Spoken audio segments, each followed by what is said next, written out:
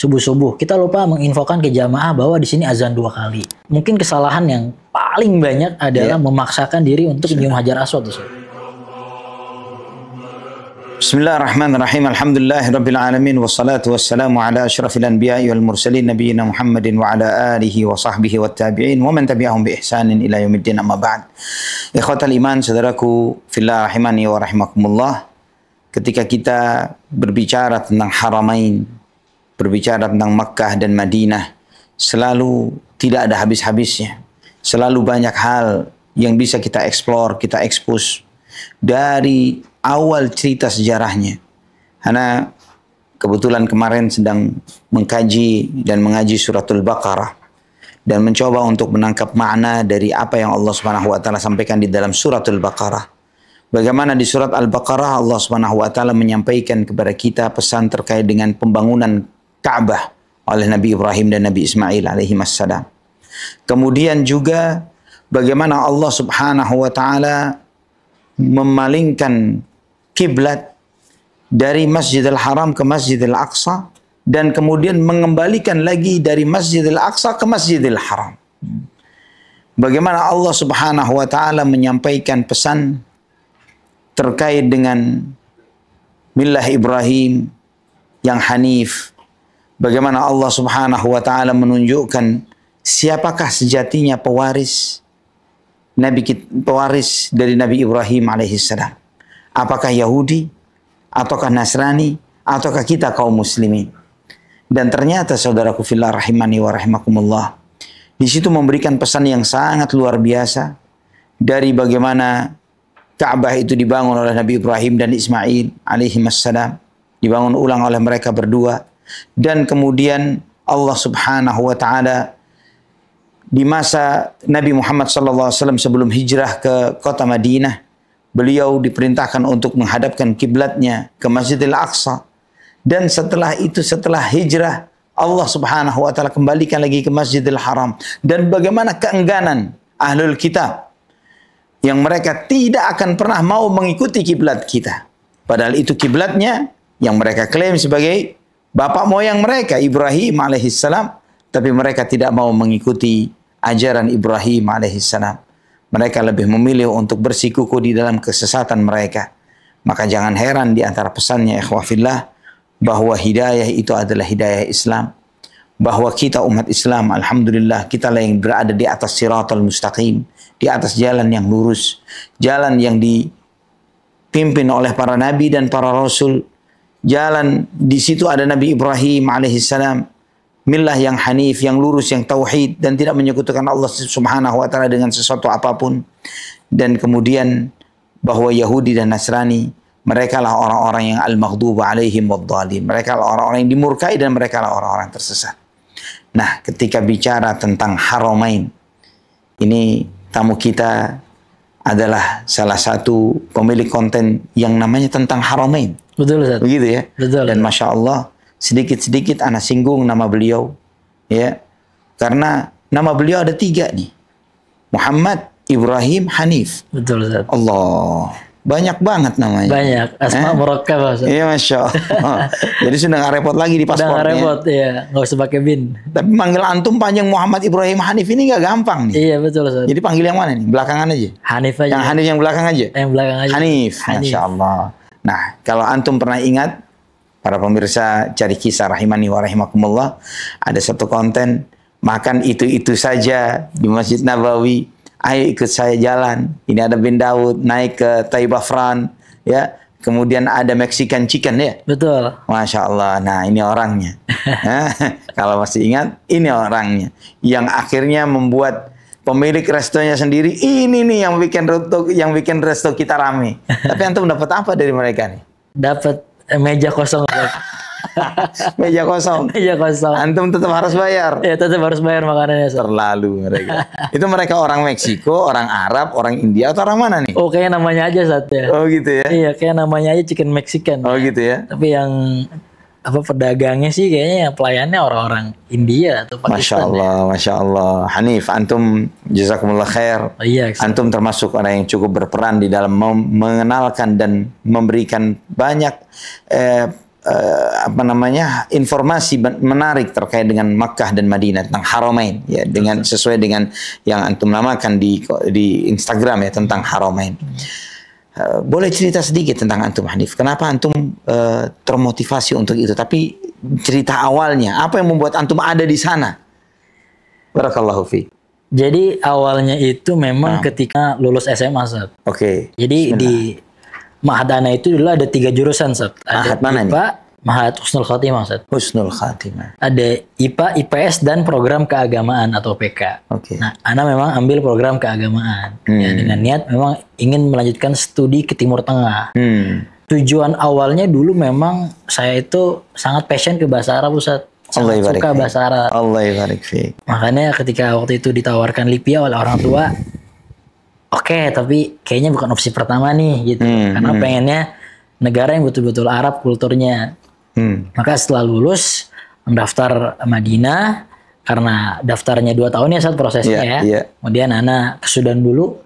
Ke Sudan 2 tahun, alhamdulillah makbul, dan alhamdulillah Allah izinkan untuk kuliah di Madinah, Ustaz. Keterima dulu di Sudan? Di Sudan keterima, habis itu kita... Mas sempat kuliah di Sudan? Sempat kuliah, Ustaz. Berapa lama? Kurang lebih 2 tahun, Ustaz. 2 tahun di Sudan? 2 tahun di Sudan. Ya Allah, semoga Allah memberikan pertolongannya terhadap masyarakat Sudan ya. Sekarang sedang mengalami musibah yang luar biasa. Betul, jarang dibahas, Ustaz. Tidak pernah ada yang membahas, tapi kondisinya tidak kalah mengenaskan dengan saudara-saudara kita di Gaza. Iya, betul. Nasallallahu as-salamata wal afiyah. Amin. Subhanallah. Dari Sudan, terus antum tidak putus asa untuk mengajukan proses atau pendaftaran yang awal itu?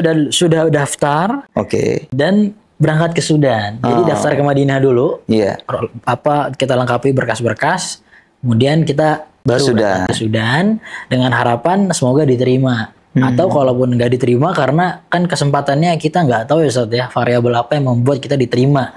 Tesnya nggak ada dan lain-lain ya. Saya juga waktu itu tidak sempat muqabalah. Kan zaman saya masih ada muqabalah. Masih ada muqabalah, betul. Ya. Nah, jadi ke Sudan, kalau memang diterima, alhamdulillah kita lanjut ke Madinah. Kalau tidak keterima, ya udah nggak apa-apa. Di Sudan juga insya Allah bagus gitu. Oke. Jadi ya lanjut di Sudan. Tapi alhamdulillah keterima juga, Ustaz. Alhamdulillah. Alhamdulillah, Ustaz. Antum berangkat dari Sudan atau dari Indonesia? Berangkat dari Indonesia, Ustaz. Pulang dulu ya? Pulang dulu. Masya Allah. Pulang dulu, Ustaz. Keterima jurusan apa antum? Waktu itu sebetulnya kita keterima itu nanti ada pemilihan jurusan lagi, Ustaz. Oh, nantinya? Ya, nanti kita ada semacam tes. Pertama tes bahasa dulu.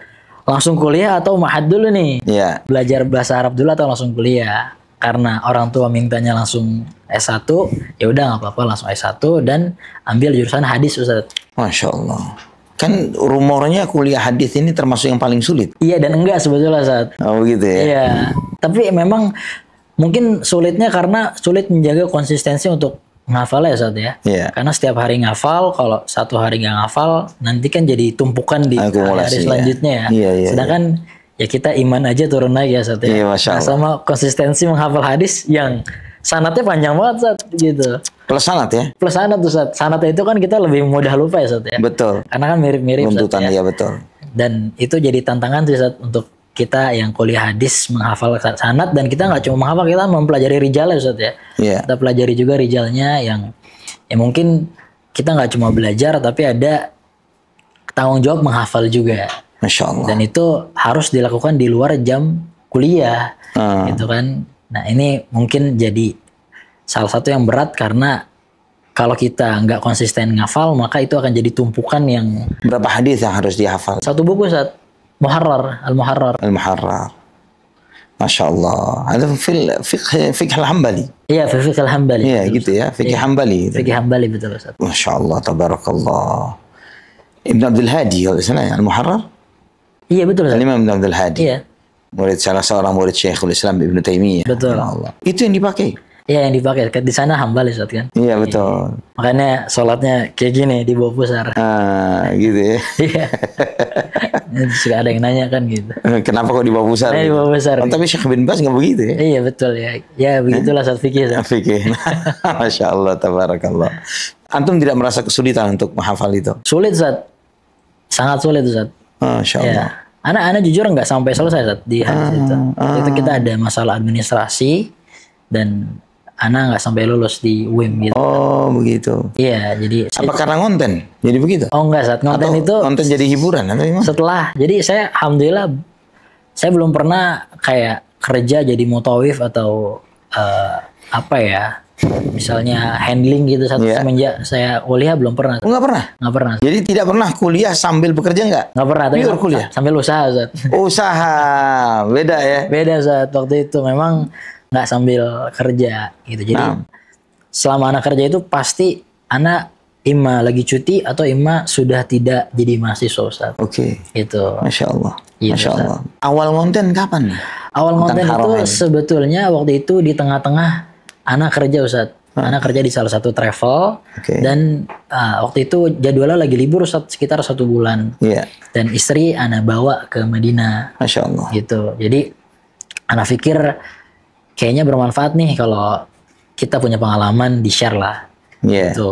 Dan anak nggak pengen konten itu hanya sekedar umroh dan haji aja. Karena Haramain itu nggak sekedar haji dan umroh aja kok. Gitu. Masya Ada Allah. pasarnya juga. Masya Allah. Ada kehidupan orang Arabnya juga. Masya Allah. Maka anak namakan kontennya, akunnya tentang Haramain. Masya Jadi Allah. bukan tentang haji dan umroh. Tapi tentang Haramain. Haramain. Ya, termasuk kan anak kadang-kadang bahas gamis, bahas pasar, Haji. dan lain-lain lah. Jadi kita nggak melingkup umroh dan haji aja. Umroh dan haji sudah pasti dong. Iya betul. Ya, tapi ini kita Tapi banyak hal banyak hal di tentang luar. Haramain yang Iya. banyak hal yang belum diketahui oleh jamaah kita, Betul. walaupun mereka sangat sering ke sana. Betul, Ustaz. Apa hal-hal menarik yang bisa antum ceritakan ke pemirsa Cari Kisah ini dari hal-hal menarik yang pernah antum tangkap di konten-konten antum itu?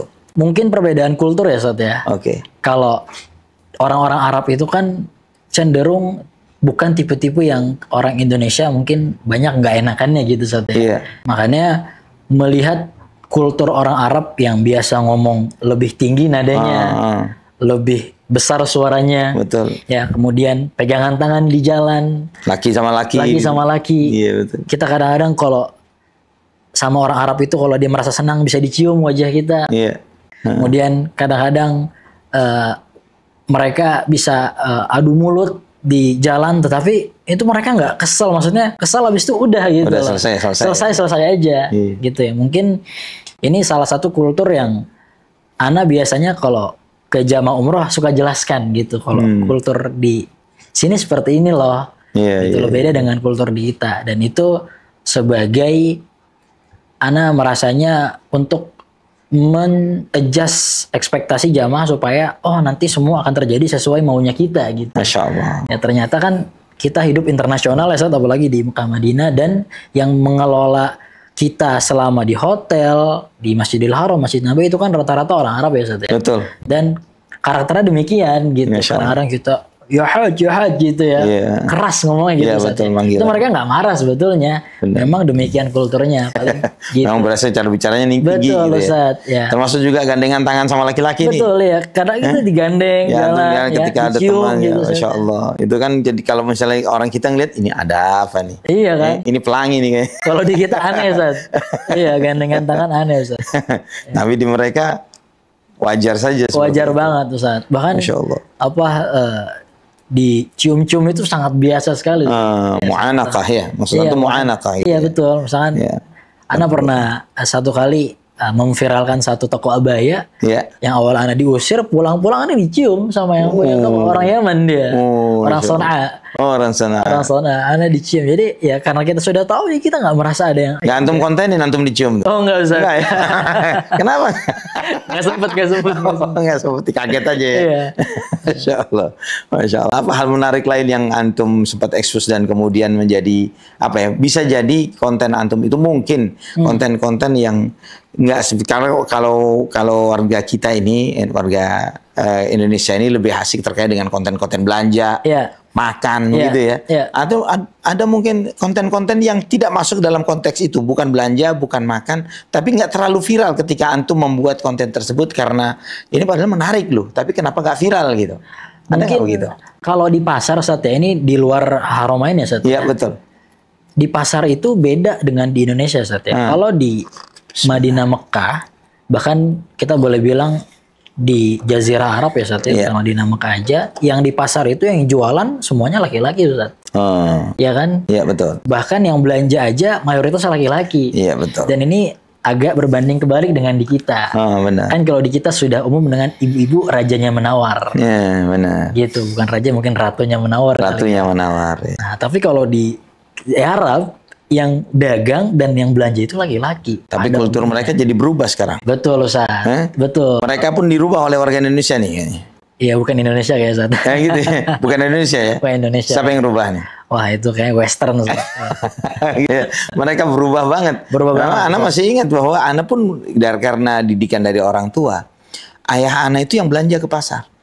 Ketika Ana besar sedikit, yang disuruh ke pasar itu ibu Ana nggak pernah ke pasar. Tidak tahu jalan ke pasar. Jadi yang belanja ke pasar beli sayur, beli daging dan lain sebagainya Ana. Orang tua Ana, ayah Ana gitu. Jadi pernah sekali waktu ketika Ana dengan saudara-saudara pengen, "Hai kita bakar-bakar ikan." Kita ke pasar ikan. Ana sudah biasa belanja ke pasar ikan gitu kan. Gitu. Nah itu, ibu Ana pengen ikut. Oh ya. Oh itu sekali dan seumur hidup sekali kata beliau. Ngelihat beceknya, baunya dan lain sebagainya. Gitu. Ibu Ana nggak tahu. First time ya. First time. Ya Allah seperti ini pasar. Ya udah, ini tiap hari kita hadapin begini gitu. Dan rata-rata kalau pasar ikan itu kan biasanya bukanya malam gitu sampai subuh gitu. Betul. Nah itu karena kita dan rata-rata biasanya di jam segitu kita transaksinya dengan laki-laki biasanya. Iya gitu. betul. Masya Allah. Tapi itu betul-betul harus dikembalikan kayaknya. Iya, baiknya demikian. Yang belanja bawa-bawa itu. Iya betul. Supaya nggak ribet. Betul. Nawarnya kayak panjang-panjang. Iya. Dia waduh, berapa ditinggalin dulu Ustaz ya. Masya Allah. Antum bicara pasar, antum bicara makanan, antum bicara terkait dengan, ada nggak tentang misalnya tempat-tempat mungkin bisa jadi bersejarah, atau tempat-tempat yang jarang dikunjungi, tapi ini penting loh misalnya, atau yang seperti itu ada nggak? Yang antum tahu tentang Haramain? Ada Ustaz, mungkin biar adek ya Ustaz ya. Yang tempat di sisi Nabawi, tempat di mana Rasulullah SAW pertama kali wudhu ketika beliau sampai ke Madinah. Gitu. Walaupun sekarang tempatnya udah ditutup. Ya. Iya, gitu. Cuma karena ada kawan ana yang khusus nama akunnya Jurnal Zain. Nah, itu khusus membahas sisi-sisi yang hampir nggak pernah dikunjungi oleh orang-orang Indonesia, termasuk Saniyatul Wada. Gitu. Nah, karena Ana merasa beliau sudah memang kompetensinya di sana dan beliau ada konten di sana, itu antum nggak masuk ke sana. Ranahnya beliau lah. Gitu. Kalau Ana lebih kepada sekiranya mungkin mengenalkan Haramain di luar dari yang sisi-sisi yang sudah banyak dibahas gitu, Ustaz. Mungkin lebih ke kultur sih kalau Ana, Ustaz ya. Lebih ke kultur ya, termasuk memperkenalkan gamis juga, gitu Ustaz. Antum memperkenalkan gamis? Iya Ustaz. Masya Allah. Termasuk yang viral Ustaz kalau konten gamis Ustaz. Begitu ya? Iya. Apa yang antum kenalkan dari gamis ini? Bukannya gamis ya sama aja begini begitu? Nah memang awalnya berpikir demikian Ustaz. Jadi ini dimulai dari Ana ngerasa ketika anak ke Indonesia kok sulit sekali buat gamis ya. Dan ternyata memang banyak yang berpikir yang sama. Kenapa kalau orang Saudi pakai gamis kok kayak bagus-bagus, rapi-rapi gitu ya? Ngelihat di badannya tuh fit-fit. Putih-putih, bersih-bersih, kayak mau dia besar badannya kecil nggak pengaruh Ustaz. Ternyata mereka custom semua gitu. Betul. Ya mereka beli kain, mereka bawa ke khayat, ke penjahit, nanti diukur baru dijahit. Jadi udah jarang kayak beli jadi ya. Udah kayak jas gitu loh Ustaz. Jarang beli jadi. Jarang beli jadi. Dan juga murah di sono. Dan juga murah. Sebetulnya murah atau mahal itu tergantung di mana kita beli Ustaz. Yang dari 100 real sampai alaf real, ribuan real tuh ada Ustaz, satu gamis. Saya pernah nganterin orang yang beli satu gamis 1.800 real Ustaz. 1.800 real? Iya Ustaz. Di Madinah. Di Madinah? Orang Indonesia nih? Orang Indonesia. Yang dipakai apa tuh? Ya, saya masih ingat warnanya hijau. Dia beli warna hijau. Masya Allah.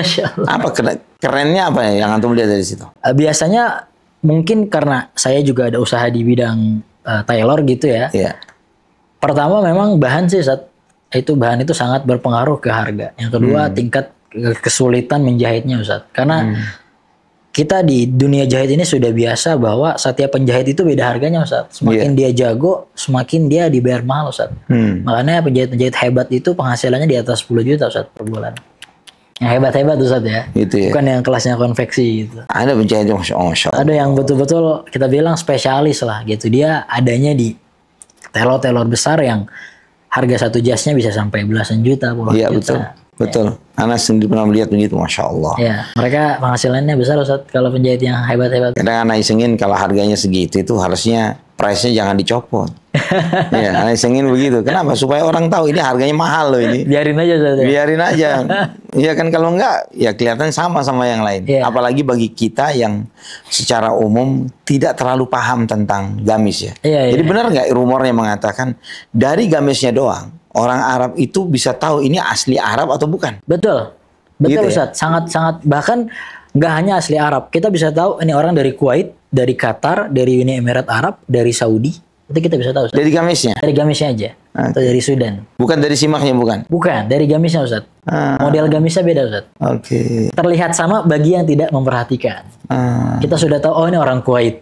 Ada rempelnya di depan. Gitu. Oh ini orang Qatar ya.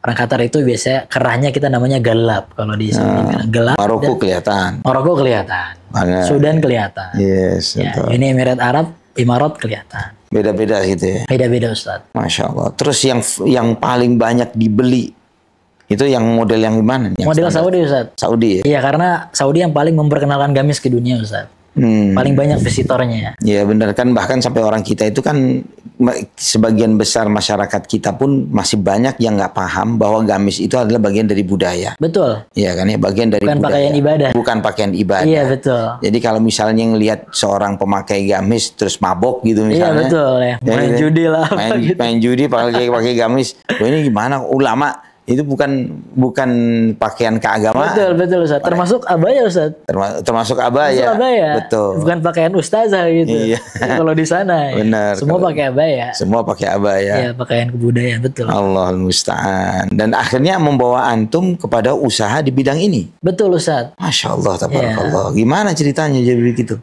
Ya ceritanya intinya Ana sangat kesulitan untuk membuat gamis sebagus yang Ana lihat dan Ana pelajari seperti di Saudi Ustaz. Itu ketika di Indonesia nih? Iya, dan itu butuh waktu 1 tahun Ustaz.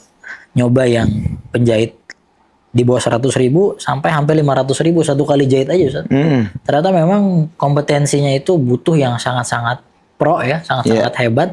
Dan mereka pun butuh adaptasi untuk menganalisa kayak gimana sih caranya gitu. Karena memang caranya beda Ustaz. Gitu, dari cara ukurnya, polanya, termasuk yang Ustaz pakai ini, itu kita bilang pola Saudi. Gitu, pola Saudi. Nah, karena Ana merasa kelihatannya ada juga ya orang-orang yang ingin custom gitu dan lain-lain.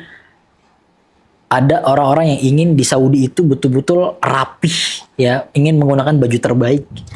Ada customer saya saat mau umroh bikin baju 4. Dan Ana gamisnya itu artinya jadi di sini nih. Jadi Ana ya maksudnya. Masya Allah. Ana jualnya ya nggak tahu ya, ini menurut Ana sih agak pricey Ustaz gitu, lumayan gitu ya. Maksudnya pricey bagi kebanyakan orang karena memang harganya paling murahnya aja 1 juta Ustaz. Paling murah. Paling murah 1 juta. Yang paling mahal yang pernah antum jual? Paling mahal 3, sekian Ustaz. 3, sekian. Iya. Karena mau pesen deg-degan nih. Jadi dia pesan 4 Ustaz. Masya Pesan Allah. 4 buat dipakai selama umroh aja. Malah dia jahit di antum untuk dibawa ke sana. umroh, Betul. dipakai di sono. Betul. Nggak beli di sana? Nggak beli di sana. Ajaib. Bahkan Masya Allah gamis Ana sampai pernah dipegang-pegang orang Saudi, bikin di mana gitu apa. Begitu ya? Iya. Ana pesen dong. Boleh. Aman, tenang, Masya Ustaz. Allah, tabarakallah. Terus akhirnya antum punya tailor sendiri untuk itu? Betul Ustaz. Tailor. Di mana? Di Bogor Ustaz. Apa namanya? Namanya Tarda Tailor. Tarda? Tarda Tailor. Apa itu Tarda ini? Tarda itu Tardo. Tarda. Asyan Tarda maksudnya. Nah. Gitu.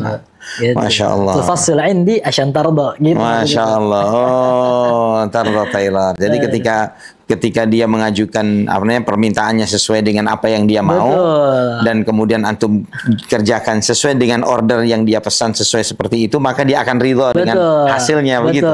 Ya kadang kan memang kalau kita beli jadi, ya Allah ini kepanjangan. Betul, Ustaz. Gitu kan. Kadang ini, ya Allah ini nggak pas. Paling umum itu masalahnya di kerah Ustaz. Kerah, benar. Nyekek. Betul. Iya, Kadang kerah ini sudah modelnya udah bagus kerahnya. Iya. Tapi ketika dikancingin, ya Allah. Betul, gitu Ustaz. kan ya. Iya. Masya Allah, tabarakallah. Selama antum di sana nih, ini ketika Anda mau ingin menyinggung sedikit terkait dengan umrah nih. Iya betul. Terkait dengan umrah.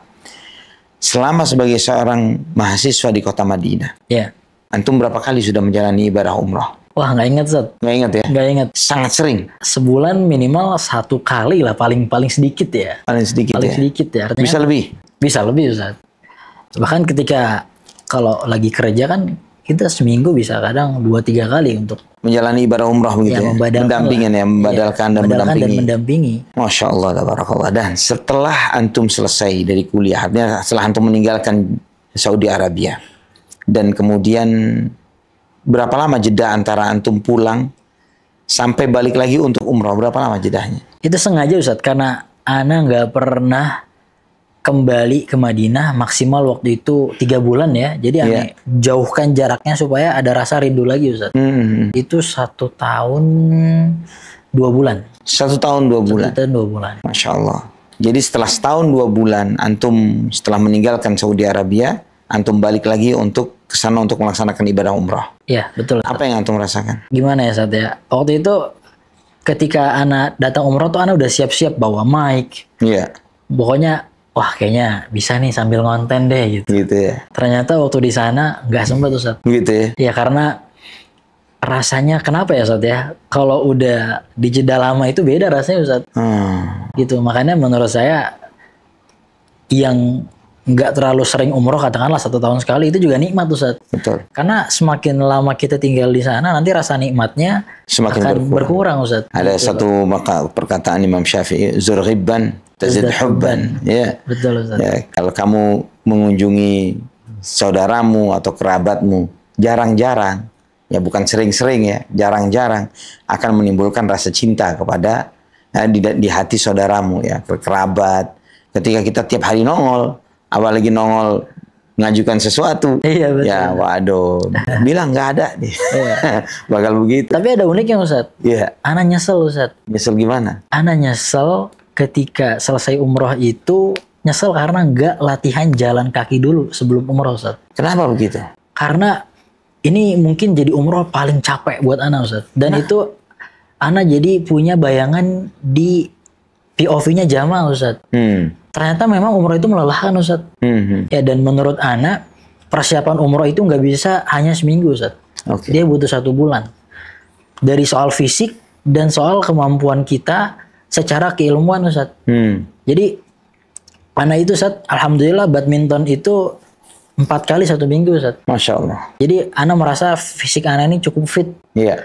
Ternyata waktu dibawa jalan kaki umroh, itu luar biasa capek Ustaz, lelah sekali Ustaz. Dan Ana merasa 1 bulan itu waktu yang ideal untuk kita latihan jalan supaya di sana itu kita menghadapi 2 hal Ustaz. Pertama, kita lelah, kita butuh jaga stamina. Yang kedua, kita butuh stamina juga atau butuh kekebalan tubuh untuk menghadapi cuaca Ustaz. Ya, cuaca, betul. Jadi makanya Ana banyak mendapati jamaah-jamaah yang sakit Ustaz di tengah, karena bahkan kan sekarang umroh ada plus-plus Ustaz ya, ada plus Turki, ada plus Dubai. Kadang-kadang sudah lelah dulu Ustaz. Jadi begitu umroh staminanya sudah nggak fit, sudah nggak fit ketika di awal dia mau berangkat. Bahkan kadang-kadang orang kemarinnya masih kerja, besok sudah umroh. Langsung berangkat. Ya, sebetulnya nggak masalah dengan itu. Yang penting persiapannya itu matang Ustaz. Kalau Ana itu boleh breakdown, persiapan fisik itu penting sekali, latihan jalan pagi dan sore kalau bisa Ustaz ya. Masya Allah.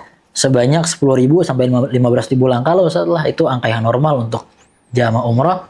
Yang kedua persiapan keilmuan Ustaz. Ini nggak hanya ketika umroh aja. Kalau umroh kan kita umumnya dibimbing ya Ustaz ya. Benar. Jadi mungkin nggak terlalu banyak kekhawatiran. Karena ada pembimbing. Betul. Tetapi yang mungkin agak, misalnya ketika datang nih subuh-subuh, kita lupa menginfokan ke jamaah bahwa di sini azan 2 kali. Jamaah nggak tahu.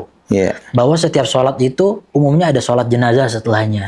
Jamaah nggak tahu. Nggak tahu juga tata caranya. Benar. Dan ini kalau nggak dipelajari juga sayang banget Ustaz. Tinggalin aja.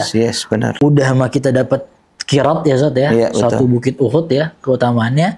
Udah gitu dikali lipatkan lagi dengan sholat di Nabawi, Masjidil Haram. Ini kan kalau nggak tahu artinya mungkin nggak dikerjakan Ustaz. Terlewatkan. Habis itu keutamaan minum zam-zam sampai kembung ya kan. Masya Allah. Dan keutamaan-keutamaan lainnya yang menurut Ana ini tuh bukan untuk dipelajari tapi untuk dihafalkan Ustaz. Betul. Dihafalkan. Jadi persiapan kan Ana betul-betul ingat satu kutipan, man arafa bu'das safari ista'adda. Masya Allah. Kalau kita tahu jauhnya perjalanan itu, kita akan siap-siap. Iya. Dan ternyata perjalanan umroh itu ada dibagi jadi dua. Perjalanannya jauh, pelaksanaannya lama. Iya. Dan pelaksanaan ini nggak cuma jalan-jalan, tapi ibadah, Ustaz. Betul. Yang di sini ada sah dan tidak sahnya, diterima atau enggaknya. Iya, betul. Dan kalau nggak dipelajari, menurut ana ini sesuatu yang sayang. Kita nggak bilang nggak sah, tapi nggak maksimal, Ustaz. Masya Allah. Belum lagi kita akan masuk ke ibadah umroh yang jangan-jangan ada banyak sunnah yang kita lewatkan. Iya, gitu. benar. Gitu, Ustaz. Benar, Masya Allah. Menurut ana, kalau persiapannya hanya sehari 2 hari atau hanya mengandalkan manasik yang singkat, menurut Iya, saya betul. itu kurang, Ustaz. Iya, memang masalah yang sering kali dihadapi oleh jamaah itu, tapi juga masalah juga ya dari sisi sudut pandang travel dan jamaah. Betul. Ketika kita mau memaksimalkan penyampaian informasi kepada jamaah dengan itu semuanya disampaikan ketika manasik, waktunya sangat singkat. Iya. Gitu betul. ya. Dan umumnya kalau baru sekali disampaikan, lupa, Ustaz. Pasti lupa. Iya, betul. Ya memang ini harus jadi kurikulum persiapan pribadi, Ustaz. Ana bilangnya itu udah katakanlah travel mengadakan manasik seperti ini atau enggak pun kita sudah siap. Iya, betul. Ya karena memang dengan sadar kita akan melaksanakan umroh, maka sebulan sebelumnya kita siap-siap, Ustaz. Masya Allah, benar. Tadi antum tempat tentang ilmu, ya sebut tentang ilmu. Betul. Kemudian tentang kesiapan fisik. Betul, Kalau perlu latihan berjalan. Betul, harus, Gitu kan Ustaz. ya, Bukan latihan perlu, jalan. Ustaz. Harus itu Harus. ya. Latihan jalan pagi dan sore. Iya. Karena di sana memang benar nih, langkah itu bisa sampai 18.000, Iya. 20.000. Itu sudah harian tuh begitu. Kalau musim dingin masih mending, Ustaz. Kalau musim panas itu lelah sekali, Ustaz. Yes, betul. Iya, dahaga itu kita betul-betul diuji, Ustaz, kalau musim panas benar. itu. Dan kemudian juga minum air zam-zam, barakallahu fiik. Memang ini bahkan Ana punya kebiasaan ya. Sekarang alhamdulillah bin Dawud kan jual air zam-zam. Betul, ya. Ya kan 5 real, 10 Betul, real begitu betul, kan, betul. 5 liter itu 10 10 real betul, gitu kan. Ustaz, iya. Ana biasa kalau sudah landing pertama masuk hotel, Ana ajak beberapa jamaah kita beli air zam-zam. Betul. Ana sampaikan Ana punya stok ini, Ana taruh di kamar. Ana minum ini, Ana ngopi dari sini dan lain sebagainya. Ana nggak minum air biasa, Ana minum zam-zam selama di sini. Biasanya sebelum misalnya kita biasanya landing di Mekah dulu atau Madinah dulu, sebelum pindah ke kota satunya pasti udah habis tuh 5 liter. Alhamdulillah. Ya udah alhamdulillah habis. Masuk ke kota lainnya beli lagi. Beli lagi, ya. Habisin lagi gitu. Atau bukan beli lagi tapi kita refill. Oh iya. Iya kan? Iya, betul. Botol kosong nih Betul. kita refill air zam-zam. Iya. Nah setelah itu udah punya lagi nih sampai ke Iya, karena sayang banget ya, Ustaz ya. Benar. Udah di sana Nggak minum. melimpah. Iya. Bahkan kalau beli aja murah, iya betul. tapi kita masih minum air biasa gitu. Iya merugikan Bang. Kopi pakai air zam-zam itu menarik masya Allah. Iya, Masya Allah. Masya Allah. Masya Allah. Boleh dicoba itu ya Khafillah. Nah juga tadi antum sebutkan terkait dengan perhatian terkait dengan sholat jenazah. Sholat jenazah. Ya, betul. bahwa sholat jenazah itu memang sesuatu yang selalu dilakukan bahkan di 5 waktu sholat. 5 waktu, hampir 5 waktu. Ya, Ustaz. hampir 5 waktu. Hampir tidak ada waktu sholat yang tidak ada sholat jenazah. Betul. Selalu ada sholat jenazah. Jadi penting bagi setiap jamaah yang akan menunaikan ibadah umrah untuk belajar bagaimana tata cara sholat jenazah. Dari takbir pertama sampai takbir keempat, apa yang dibaca di antara takbir tersebut. Dan itu dilakukan sesudah sholat fardu di sana, ya di Mekah ataupun Madinah. Jangan sampai terlewat untuk melaksanakan itu. Terus kemudian tadi antum sempat singgung tentang azan 2 kali. Betul. Ya. Iya. Apa yang menjadi kesalahan jamaah terkait dengan itu? Jadi ada jamaah-jamaah yang menganggap azan pertama, Itu azan untuk sholat. azan sebelum sholat, Ustaz. Iya. 1 jam sebelum Iya. sholat itu, mereka malah, maksudnya mereka menganggap ini sudah subuh. Oh. Padahal itu masih 1 jam Sebelum azan sebelum subuh. azan subuh. Iya. Itu. Kalau kita subhanallah. bilang al-fajrul kadhib. Ustaz. Iya betul. Jadi mereka mengira itu sudah masuk subuh padahal Iya. belum. Sebetulnya tidak apa-apa dengan yang sudah standby, tapi yang agak mengkhawatirkan kalau mereka menganggap ini sudah azan subuh. Dan mereka sholat subuh Mereka sholat subuh. sendiri lagi. Iya. Nggak ikut jamaah. La ilaha illallah Muhammadur Rasulullah. Selama ini antum selama di sana ngonten tentang haramain dan lain Iya. sebagainya. Ada nggak perhatian antum terkait dengan kesalahan-kesalahan jamaah yang sering diulang-ulang oleh mayoritas atau sebagian besar jamaah haji dan umrah Indonesia? Banyak, Ustaz. Oke. Banyak. Kebetulan Ana juga alhamdulillah lumayan banyak membersamai travel, Ustaz ya. Iya, nah. Mungkin kesalahan yang paling banyak adalah memaksakan diri untuk nyium hajar aswad, Ustaz. Hmm. Ya.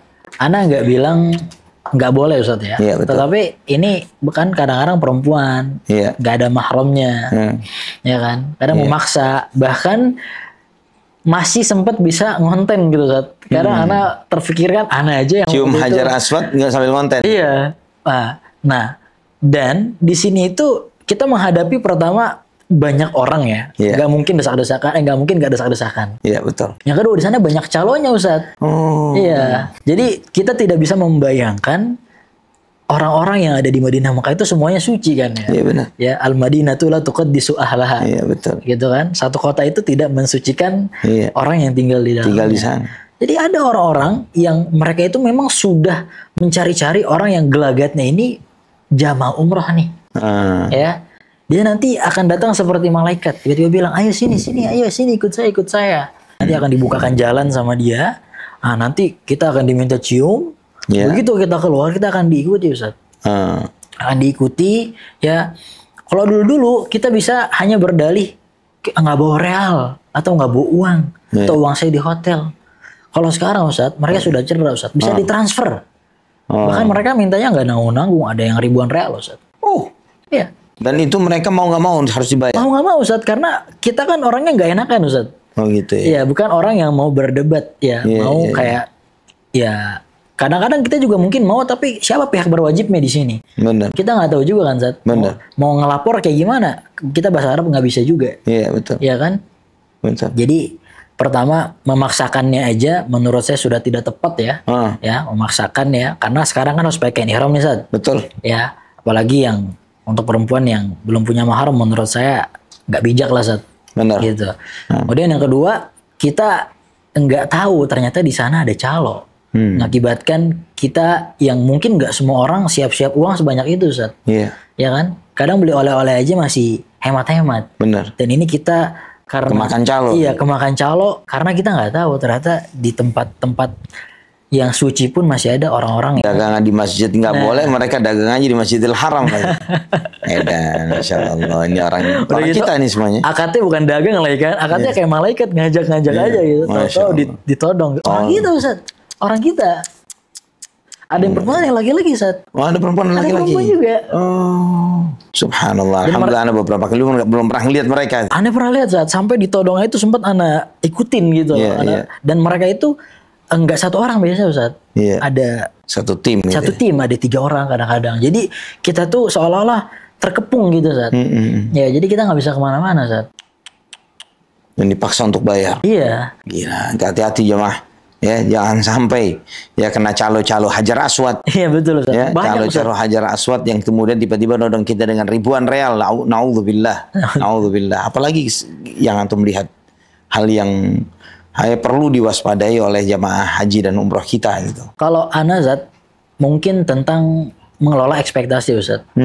Ya, bahwa mungkin banyak orang-orang yang sudah terlebih dahulu traveling ke Eropa, Iya. ke Jepang, ke Korea, ke Amerika. Iya. Dan mereka ingin segala sesuatunya itu rapi sebagaimana mereka traveling ke tempat-tempat yang mereka sudah kunjungi. Oke. Ternyata di Saudi, khususnya Madinah Mekah itu, menurut Ana soal taraf hotel dan lain-lain itu menurut Ana di bawah standar Ustaz. Oke. Contoh misalnya kita membayangkan hotel bintang 5 di Saudi, terutama Madinah dan Mekah itu seperti di Jakarta Iya. atau di negara-negara selain Saudi, itu menurut Ana salah Ustaz. Iya. Karena faktanya tidak demikian. Benar. Gitu, fasilitasnya ingin seperti yang ada di tempat-tempat yang sudah Iya. mereka datangi gitu ya. Jadi memanage ekspektasi adalah salah satu upaya kita untuk bersabar dan selalu ridho dengan keadaan yang ada di sana Ustaz. Allah ibarik. Ini di luar travel menjanjikan sesuatu ya Ustaz ya. Iya, benar. Tetapi mengelola ekspektasi kita itu bagian dari cara kita supaya, karena anak banyak menemui Ustaz jamaah yang afwan ya, kayak selama perjalanan ngegerutu terus Ustaz. Oh. Gitu ya. Ini bintang 5 kok begini? Iya, bintang 5 kok begini, pelayanannya kok begini, padahal itu di luar kontrol kita Ustaz. Ya, kita nggak bisa mengatakan bellboy jangan kencang-kencang dong naruh kopernya gitu. Iya. Ya itu sudah memang Standarnya demikian. mereka Iya. begitu ya. Kenapa demikian? Karena Madinah Mekah ini satu kota yang kecil di mana jutaan orang setiap hari ke sini. Masya Allah. Jadi demand-nya itu luar biasa Ustaz, permintaannya. Sedangkan hotel yang tersedia di sana itu sedikit sekali Ustaz. Betul. Dan diperebutkan. Jadi dapat aja udah syukur banget. Alhamdulillah. Udah alhamdulillah. Betul. Dan Betul. ekspektasi ini semakin tidak terkelola akan membuat perjalanan kita seolah-olah semakin kayak perjalanan yang buruk Ustaz gitu. Ya, betul. Jadi takutnya jadi stigma yang kok kota suci tapi kayak gini ya. Padahal sebetulnya memang boleh dikatakan di luar Madinah, Mekah, di Jeddah, di Riyadh itu hotel-hotel bagus-bagus Ustaz. Iya. Iya, seperti pada umumnya lah. Ya, di Jeddah keren, Di banyak Jeddah hotel keren. Bahkan gitu, lebih murah dari Betul, Mekah jauh dan lebih murah Madinah, jauh lebih Madinah. murah. Pelayanannya juga bagus. View laut gitu ya. Iya, segala rupa. Keren. Tapi di sini kita lagi memperebutkan dengan jutaan orang Ustaz. Betul. Bahkan ada orang yang siap uang sekian untuk tinggal di hotel bintang 5 Ustaz. Masya Allah. Mana? Tapi bintang 5-nya nggak ada kolam renang. Iya, kejadian pindah hotel itu sangat-sangat biasa sekali terjadi di travel-travel. Betul. Karena ini yang memperebutkannya semua orang Ustaz. Masya Allah, Masya Allah, Masya Allah, Masya Allah, banyak informasi yang luar biasa ini. Ikhwafillah rahimani wa rahimakumullah. Ini momen yang luar biasa, banyak kesempatan, banyak informasi yang luar biasa seputar Makkah, Madinah, seputar Haramain. Luar biasa dari saudara kita Muhammad Ibrahim Hanif. Barakallahu fiik.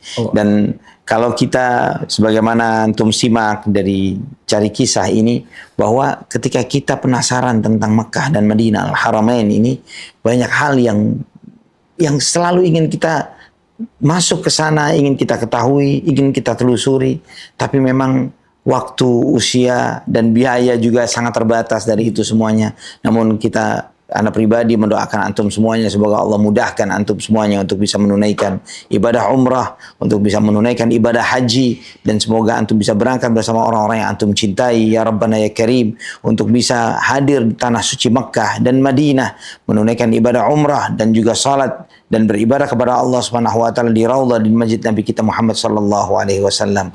Ini kesempatan kita pada kesempatan hari ini yang insyaallah kita akan sambung lagi dengan kisah-kisah inspiratif yang lain yang menarik dari saudara-saudara kita yang insyaallah tidak kalah serunya, tidak kalah menariknya, yang itu memberikan banyak inspirasi bagi kita, memotivasi kita untuk semakin mendekatkan diri kepada Allah, terutama dengan menjalankan ibadah haji dan umrah. Barakallahu fikum. Wassalamualaikum warahmatullahi wabarakatuh.